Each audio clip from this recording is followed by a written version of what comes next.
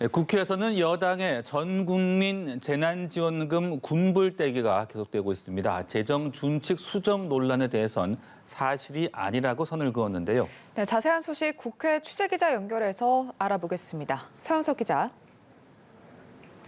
네, 6월의 첫날인 오늘 아직 여야는 국회 시간표를 확정짓지 못했지만 2차 전국민 재난지원금과 소상공인 손실보상법 제정 논의가 주요 화두로 떠올랐습니다. 최근 더불어민주당은 전국민 재난지원금 지급 논의를 계속하고 있는데요.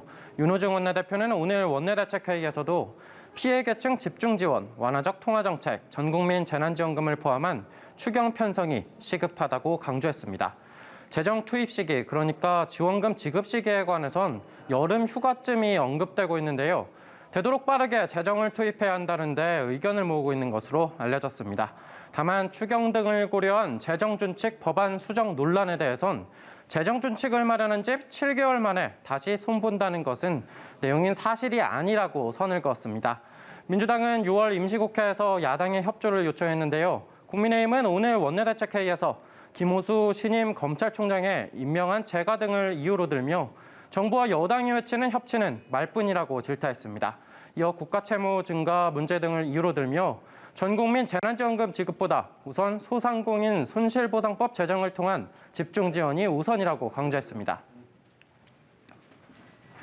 네, 그런가 하면 국민의힘은 전당대회 열기가 갈수록 뜨거워지고 있는데 오늘 두 번째 TV 토론 예정돼 있죠? 네, 그렇습니다. 국민의힘 당권주자들은 이틀 연속 TV 토론회에 참석합니다. 신진대 중진구도로 치러지고 있는 이번 전당대회에서 국회 입성 경험이 없는 이준석 후보의 돌풍이 계속되고 있는데요. 후보들은 내년 대선을 앞두고 후보 단일화와 야권 통합 반박론 등을 두고 충돌하고 있습니다. 이준석 후보는 당이 먼저 매력적인 정당이 돼야 한다는데 방점을 찍은 데 반해 나경원, 주호영 후보는 야권의 모든 후보가 당에 들어와 함께 경선을 치러야 한다고 주장하고 있습니다.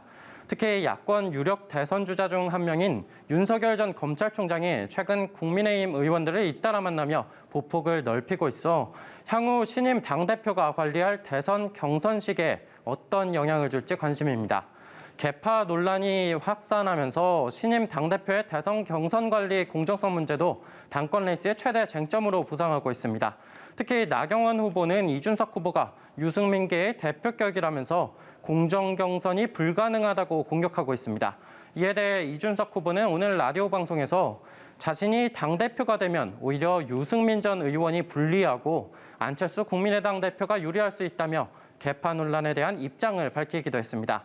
나경원 후보는 조금 전 연합뉴스TV에 출연해 유승민 대통령 만들기가 꿈인 사람이 당대표가 되면 야권 후보들이 신뢰를 주겠냐고 반문하며 내년에 야권 단일 후보를 만들어 정권 교체에 성공하지 않으면 정치 일선에서 물러나겠다고 밝혔습니다.